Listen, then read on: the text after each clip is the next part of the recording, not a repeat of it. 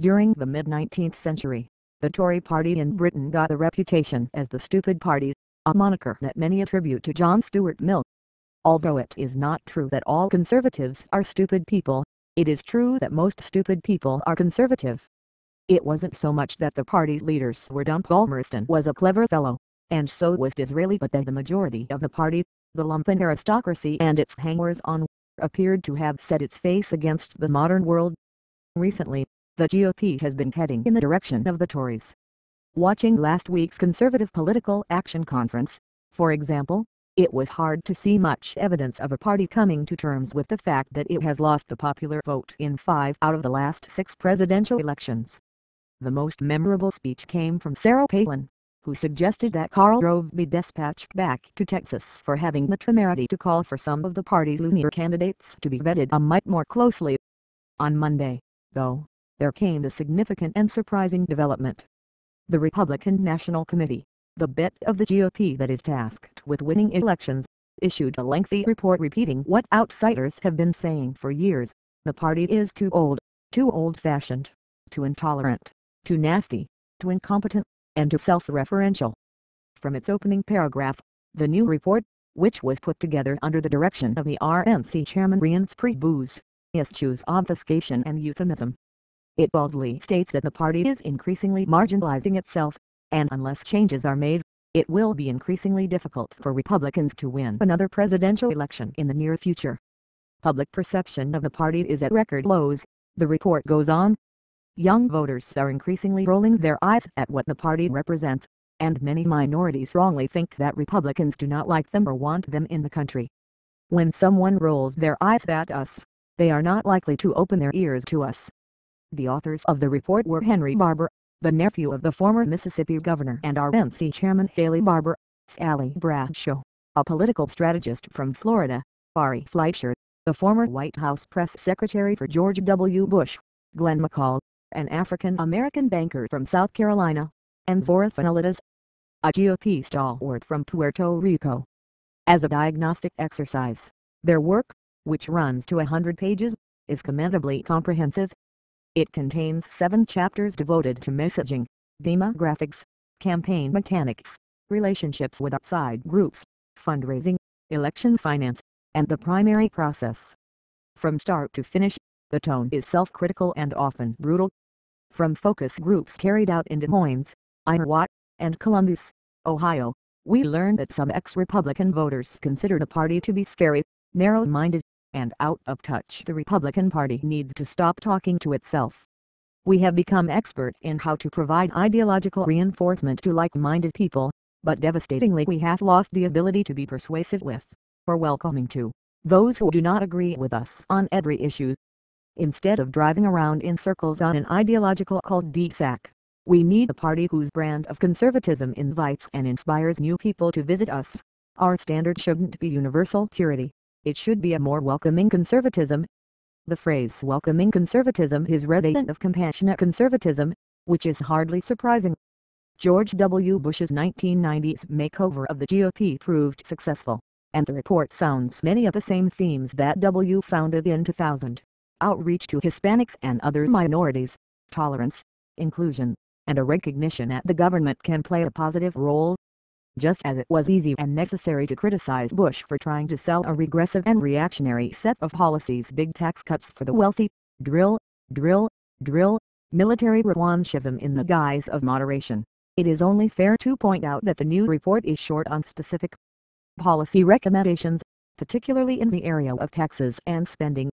And for all its self-criticism, it pays lip service to the myth that Americans want a conservative alternative to big government when the survey data it contains clearly shows they want a more moderate alternative. Still, coming from the party of Palin and Rand Paul, the report represents intellectual progress. If the GOP isn't yet willing to change course, it has some prominent members who recognize that sticking with the current path will lead to increasing irrelevance. And simply embracing immigration reform won't fix things, the report makes clear. Something larger is needed. By itself, the report doesn't go nearly far enough. It doesn't question trickle-down economics or gun control, for example. But in several policy areas, it does break some new ground, at least rhetorically. One such issue is gay rights. The report rightly identifies the G.O.P.'s hardline stance as one of the main reasons it is so badly among younger voters. Among voters who are 30 plus, Mitt Romney won by 500,000 votes. Among voters under 30, Obama won by 5 million votes. For the GOP to appeal to younger voters, we do not have to agree on every issue, but we do need to make sure young people do not see the party as totally intolerant to alternative points of view, the report says. For many younger voters, these issues are a gateway into whether the party is a place they want to be. On gender issues, the report notes that Romney won the married women's vote by 11% but lost the unmarried women's vote by a whopping 36 points, and suggests that the party needs to show that our policies, principles, and vision address the concerns of female voters. If that admonition falls a football field short of embracing Roe v. Wade and the Paycheck Fairness Act, it does acknowledge the nature of the problem. On top of calling on the party to encourage more women to stand for office, and to provide proper training programs for them, the report makes the simple but potentially effective suggestion that it should listen to women. Too often, female voters feel like no one listens to them. They feel like they are smart, engaged, and strong decision makers, but that their opinions are often ignored. Female candidates are far better at connecting with these voters because they are more likely to understand them. While steering away from the intricacies of tax policy, the report also took an initial stab at fashioning the more populist approach to corporate malfeasance and CEO excesses. At one point, it even seems to be offering an implicit criticism of Mitt Romney and Bain Capital. We should speak out when a company liquidates itself and its executives receive bonuses but rank-and-file workers are left unemployed. We should speak out when C.E.O.S receive tens of millions of dollars in retirement packages but middle-class workers have not had a meaningful raise in years. It remains to be seen how these strictures go down with the billionaires that increasingly fund the Republican Party.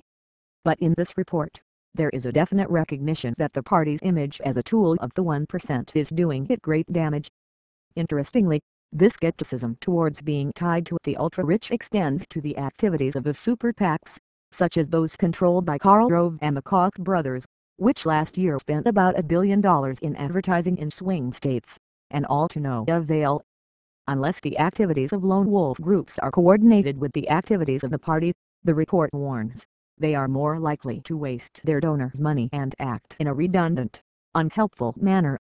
Finally, and perhaps most importantly, the report says it's time for the GOP to move beyond Ronald Reagan, whose name and legacy is long listed as a binding constraint on efforts to modernize the party. At CPAC last week, practically every speaker felt obliged to bring up the Gipper at least twice. But, as the report points out, invoking Reagan's name has become the substitute for clear thinking. At our core, Republicans have comfortably remained the party of Reagan without figuring out what comes next. Ronald Reagan is a Republican hero and role model who was first elected 33 years ago, meaning no one under the age of 51 today was old enough to vote for Reagan when he first ran for president. Our party knows how to appeal to older voters, but we have lost our way with younger ones. We sound increasingly out of touch. As Mike Gerson and Pete Wehner wrote recently, it is no wonder that Republican policies can seem stale. They are very nearly identical to those offered up by the party more than 30 years ago. For Republicans to design an agenda that applies to the conditions of 1980 is as if Ronald Reagan designed his agenda for conditions that existed in the Truman years. Gerson and Wehner are two veteran Republican officials, whose recent essay in commentary amounted to a long overdue manifesto for moderate republicanism.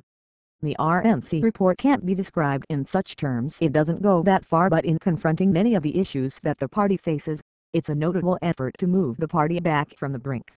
Whether it succeeds or not, it's worth reading. And that's something I haven't said about an official Republican document in the longest time.